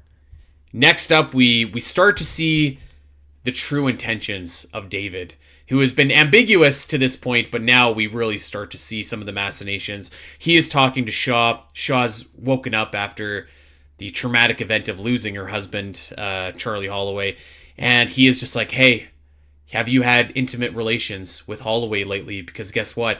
You are 3 months pregnant. And she's like, that is impossible. I cannot have kids. And David says, and this line shouldn't feel as like threatening as it does, but he's like, it's not a traditional fetus. And Holloway or Shaw's just like, oh my God. And she's like, show me. And he's like, no, that's not a good idea. Something about the way David says that is very funny. Yeah, it is threatening. Yeah. David is just like full evil mode here. He drugs her and he's just like, I watch you while you sleep. I watch you talk about faith with your father. Looks like it was all just a joke. And I love David so much in this scene, man. You agree with everything he's doing and you think he's cool. Yeah, you're good with it. Yeah. This is where AI in video games is eventually going to take us. Oh God. So I mean, she basically has happened to her, like we've seen this is kind of what happens in Romulus, right? Like, right? Yeah. That's what happens to the one girl, kind of, right? Doesn't kind of like she's impregnated with like the weird... No, she's already pregnant though, right? She's already pregnant, but like she gets infected somehow or something like that. Yeah. There's so many like combinations of how things can be birthed. Yeah. In Alien, you know what I'm saying? So it's like, okay, this is a different way. Okay. And so David is the black goo can get in there. The black goo acts quickly, which is why David is like, you got to go to cryosleep like right now. And he is trying so hard to get her into cryosleep so that they can bring this specimen back. He wants the creature. He wants the creature inside. But Shaw has other ideas. She wakes up and she just smacks the other two crew members, hits him over the head with the Steve Austin bedpan and runs away. So Vickers has this like bypass pod in her personal room, which is like this escape chamber, which can like be piloted solo just in case of emergency. My God, this next scene is like one of the most intense, disturbing body horror scenes I think I have ever seen. She goes and she gets an emergency cesarean section. This pod, though, cannot do that, so she has to have abdominal surgery. So this thing is lasering her abdomen and ripping this creature out. And it looks like a little squid almost. Good God. And then she's like in with it, and it's being oh my God. It's so gnarly. It definitely is like it pushes boundaries of belief, you know what I mean? I was like that's compatible. Like you can just like trick it into doing this thing, but whatever. It's super gnarly. It's definitely one of the craziest things in the franchise. You know what I mean? Like one of the wildest scenes in the whole Alien series, for sure. I mean, what is more like intense than this scene? The baby at the end of Romulus. That was intense, but like I feel that was, you know what was really intense? I was in Alien Resurrections when like Ripley's baby gets like sucked out. That was pretty intense. But like this is something else, man. The like kill me part of was that Alien 3, where it's like one that's like kill me or whatever, you know. Yeah. That was just so gnarly. That's so gross to look at. Yeah. I would argue though that this scene is like, oh my God. I remember watching this in theaters and just being there, like sitting like watching this the whole time, like just squirming, because I was like, oh Jesus Christ, like this is so intense. Like this scene is just, oh my God. That's why I feel like the series, even from the beginning, it's a different time, but like there's always a little bit of like pushing the envelope a little bit, you know, and like definitely like making you squirm is definitely a part of this series, you know. So they really brought that to a modern audience, I would say. This scene is something else. Oh my God. And it's worth noting too. The creature that is birthed, like kind of being born in like a violent fashion, I feel like is a little bit symbolic with symbolic with like the way that the franchise really kind of presents these xenomorphs. So the chest bursters, right? And yeah, exactly. And all that stuff. It's also like weirdly religious, because it's sort of like not an immaculate conception, because it definitely they boned or whatever, but you know what I mean. Yeah. Like they just so just this is a crazy scene. And while this is happening, Phazon Seamus has come back and is attacking the Prometheus. Phazon Seamus. So this guy is just like absolutely clobbering everybody, and like eventually the captain and Benedict Wong and some of the other guys get down and they take out Seamus, but there are heavy casualties here. So we only really have like our core players left, and they are like, you know what? We're going to find that engineer. And this, Gooey, this is where we get the big reveal. Peter Wayland is alive. Were you stunned by this? I don't know if I was when I first watched it, and then now I know, so I don't know. It's not I don't know. It's hard to get a read on whether I see that twist coming or not. But how did you feel about it when you first saw it? I remember. Is it obvious? I think it was kind of obvious, but not to say that that's a bad thing though. Like it makes sense for the story. But I mean, this guy, I think it was better. Looks like he's on death's door. Yeah. He looked like ready to run for president, to be honest.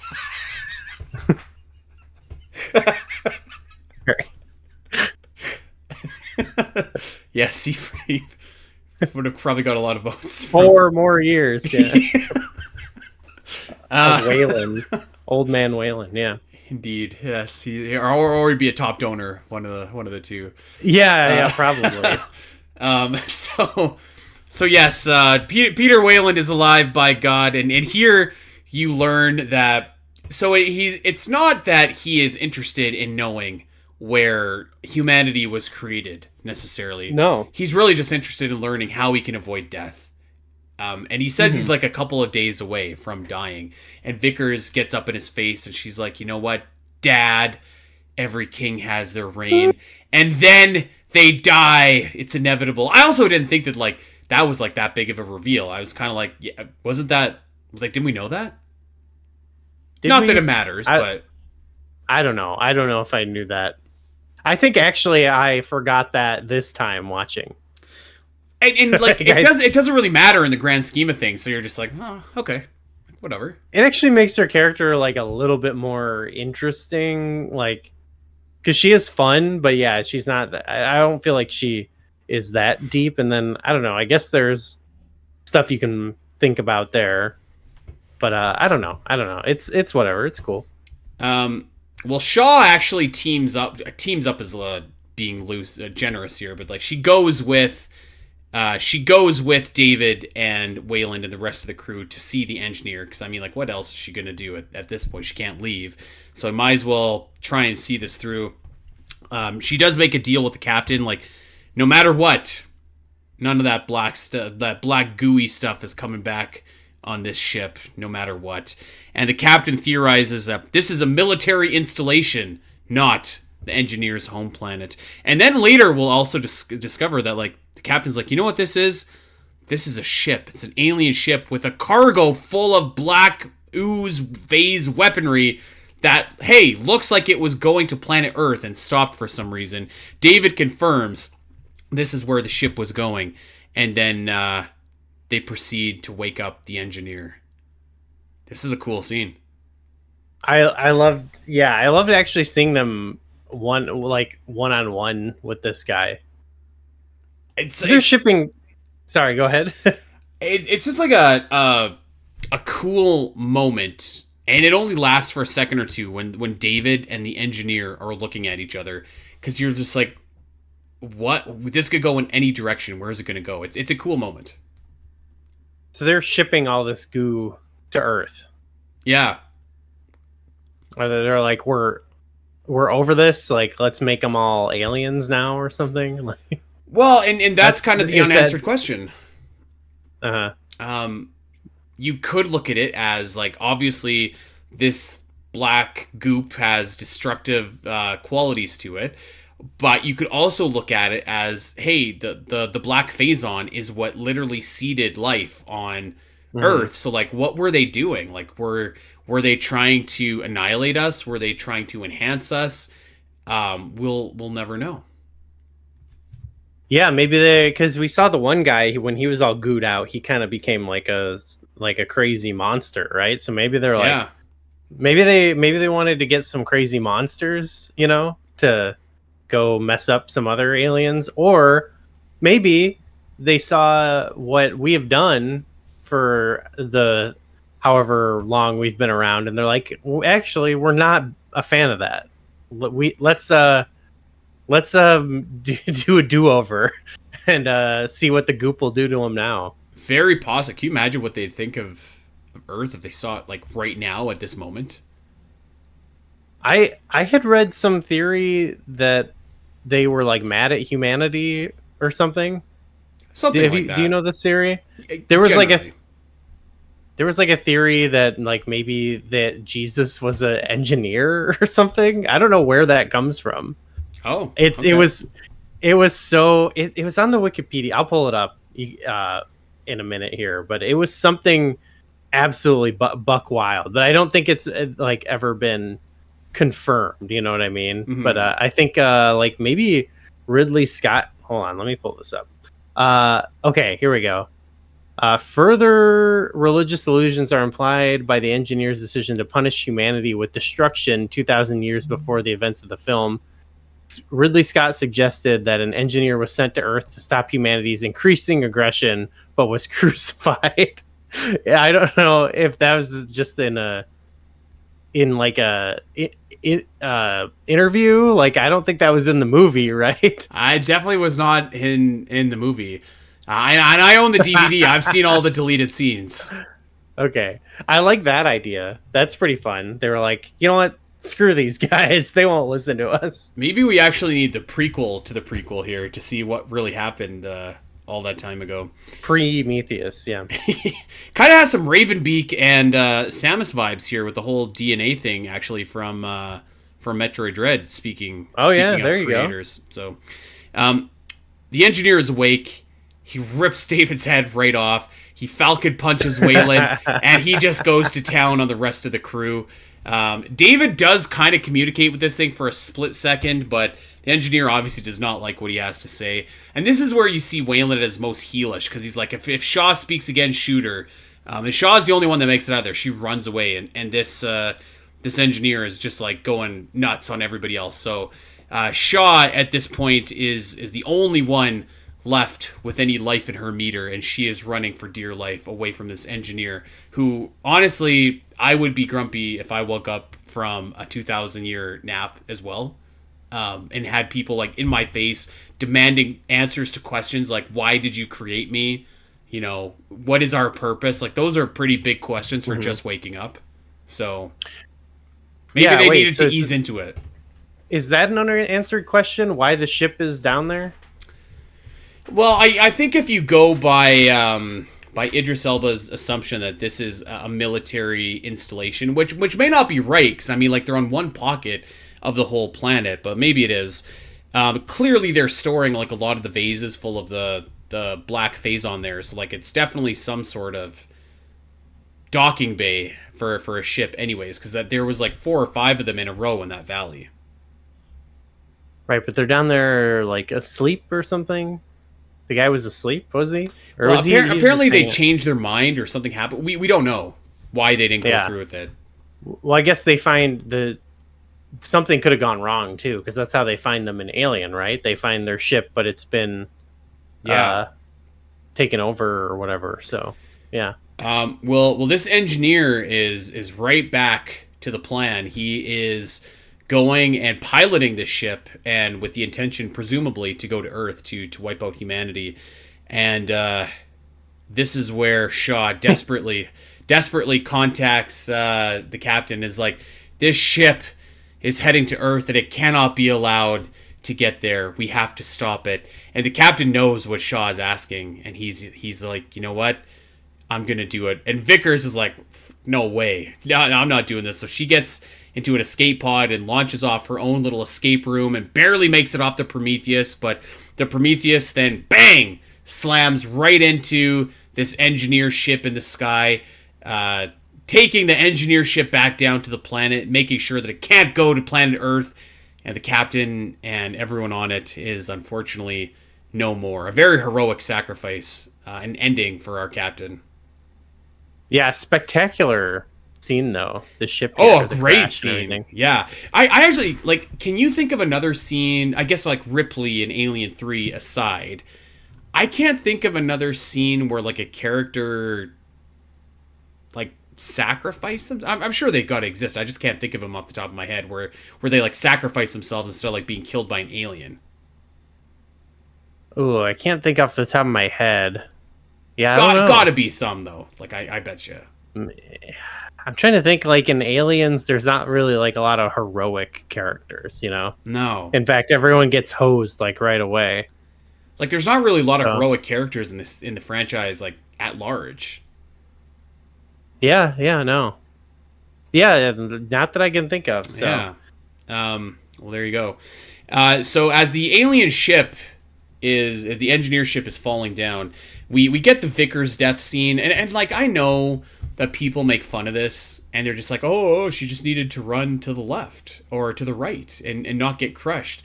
And I don't know, like, I guess I kind of get it, like, it's a little bit silly, but like, also, like, this alien, like, the engineer ship is like freaking massive. Shaw barely escapes from it, and she did run left to right, and like, I don't know, I'm just like, you're on an alien planet, your ship is gone, this ship is falling, you're just like, you know that you're doomed.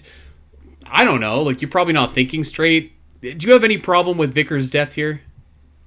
No. What, she doesn't run? What'd she do? I don't even remember. So like the critique I is can that pull it like up. the ship is falling, right? And like it's basically like a big circular ship and it's standing upright. So like she gets crushed by it as it falls, like as it kind of rolls on top of her, but the ship is upright and people are like, well, she just needed to run to the left or the right and she would have got out of the way and wouldn't have been crushed. It's like so massive though. Yeah, right? Like I think it's more like, I don't think it's hard to really gauge the scale of the, like, I don't know, if you had like, it's basically like the equivalent of like if like a giant skyscraper, was falling like over on you or something. Like, I don't know, you'd think you look at that and you think like, oh, that'd be easy to dodge, but come on, like, not really. So it is literally just Shaw left. Every single other soul is dead, or so we think. David messages her. He's still connected. Shaw makes it to Vickers' escape pod, and David's like, "Hey, that engineer is coming for you." And at the same time, she sees the thing that she gave birth to earlier, and it is mutated, and it is ginormous. This thing is disgusting. It actually looks a lot like the core of Metroid Prime, if you're really looking for similarities. I don't know if you remember what that looks like, but it's very squid-like. That's like one of the bosses? That's like the final boss of Metroid Prime. Oh, okay. Well, you have to like, yeah. Okay, I know exactly what you're talking about. Mm-hmm. Looks kind of similar, but yeah. So David's alive. The engineer is here. The ginormous offspring eats the engineer. That was a nasty scene too. Speaking of violation, Oh yeah. The way it like, yeah, it like bores into it or whatever. It's very gross. Man, looks like a giant face hugger, but like you could see like the actual like the teeth. Oh my god, dude, that is. And so yeah, David, he's got like the milk. Yeah, coming out of him. You know, love to see that. So David, in a weird twist of fate, has also been decapitated, like our engineers from the beginning of the movie. But David can function with his head disattached from his body, and so Shaw makes it back to David, and they make an uneasy alliance to find another ship, get off the planet, and instead of going back home, they are going to the engineer home planet. And I've always thought that Shaw carting around David's body and severed head was kind of funny. I like that. Yeah, I love it. I love they both want to go there for totally different reasons, which I think is cool too. Yeah. So it's a great ending. Even if they don't make another one, like that's a solid ending. I mean, they do follow it up, but you know what I mean. Yeah, like, totally. It could. I like that actually. And honestly, I think the scene that everyone's waiting for is the last scene of the movie, and here we have the birth of, so the offspring from Shaw has gestated with the engineer, and now the offspring is dead because it's impregnated the engineer, and bursting out of its chest is what we what we know now as a deacon. And a deacon is not quite a xenomorph. It's a xenomorph in the very, very like infant phase, but you could see the similarities. It opens its mouth, the other mouth pops up. It's just muscles at this point, but you could see what it will become. This scene is thought great. this was a xenomorph, to be honest. Well, I mean, it pretty much is. Like it'll get there. It grows into one. That's what you're saying. So or what other because the process here is black goo, into a guy, pregnates a lady. Then that the creature comes out, and then that face hugs engineer, and then that spits out a deacon. So how do we get? What's that got to do? So the difference is that I'm reading on Wikipedia here. So the difference is that the deacon is almost fully formed, so it doesn't start off as a face hugger. And to be honest, that's really all that we know about the deacon, other than like it's a clearly like younger version of the xenomorph. I don't know. There's like a ton of. There's like Neomorphs, as we'll get to in Alien Covenant. The Offspring featured in Alien Romulus. The Pred Alien, hell yeah. The Newborn from Alien Resurrections, my god. Yeah. Lots of lots of different forms here. I want to dive into this, yeah, and get the history on this sort of stuff. It's I could be wrong, crazy. but like I think that another name that I've seen floated around is a protomorph. I don't know exactly what that's for, but that one. Let's see, what is that from? Oh, so the protomorph actually comes in Alien Covenant. It looks like so we're a little bit of a ways away from that. But yeah, this scene I think really kind of obvious. I mean, if it wasn't like clear as day before, like this obviously ties together. Like this is certainly an Alien movie. Beyond any shadow of doubt. Right. Yeah, that's what I was like wondering. Is that like really it's not really a reveal, is it? But I guess, yeah. I don't. It more think just so. solidifies it. Like, yes, this is what we're doing. This is what we've been doing. Yeah. Yeah. And that's it. That's the movie. The movie ends with tons of questions, with an open end for our heroes. This would have easily served as either an ending for one just kind of standalone movie, and frankly, in a lot of ways, it is just one standalone movie. Or clearly they're back with a new ship in Alien Covenant, but. That's kind of where we stand. A lot of questions about the engineers, about the origins of humanity, about the origins of the xenomorphs, and with David kind of still at large. So everything is prepped now for Alien Covenant. I'm looking forward to seeing the other gross creatures, the blood bursters, the neomorphs, in all of them. I'm ready. Hammerpede? What the hell is that? Oh, that's I don't even okay. know. And That's Alien Covenant is like a decidedly more violent, like alien movie. I saw that one in Prometheus. theaters, actually. Yeah, me too. And I don't even know if I saw Prometheus before I saw it. I can't remember now. It does kind of feel like Alien Covenant to me feels like a traditional Alien movie, where Prometheus does kind of feel like something a little bit different, I would say. Yeah, I think I like Covenant, but I do kind of wish we got more of just like more down the Prometheus zone rabbit hole a little bit. It felt like there was more like how do we have some of that stuff, like David, we like David, but also like we want it to be more alien. And I think I don't know. We'll see how it goes.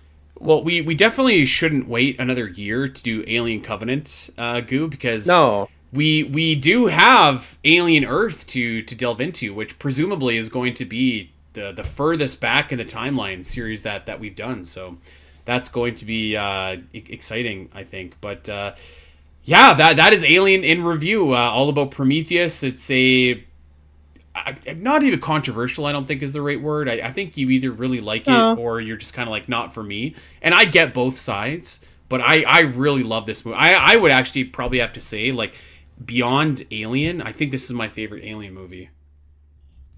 Nice. Yeah, like you said, I think it's solidly right now number 3 for me after the first 2. Yeah. And I think I think it'll probably stay there because I think it's the most just solidly cool movie, in all regards. I found myself liking the vibe and the soundtrack and the story elements more, even though I like some of the stuff going on in Alien 3 in particular. But that movie, it just I think if Alien 3 got to be like made to its proper completion, if Fincher got to like really do it, I think that would be my favorite. Like the ideas you see in that assembly cut, it would be not my favorite, but you know what I mean? I'd like it more, but I think it's just it's just unfortunate. But still, I think Prometheus is really good. So yeah. And I think like you can honestly make a case for like most of the Alien movies for being like either the best or second best, and I'd probably be like, yeah, totally. Like I wouldn't have any umbrage with anyone saying like, this is my fourth or fifth or sixth favorite Alien movie, because like all the other Alien movies offer something I think as well. So I'd rather watch Predator 2 though. That movie's pretty sick. I haven't seen Predator 2 in so long. It's sick. I've watched in the last couple, let's say the last 2 years, I've watched Predator, Alien versus Predator, AVPR, Prey. But somehow missed Predator 2. I don't know why. Oh, Predators! I've watched that one with Adrian Brody too.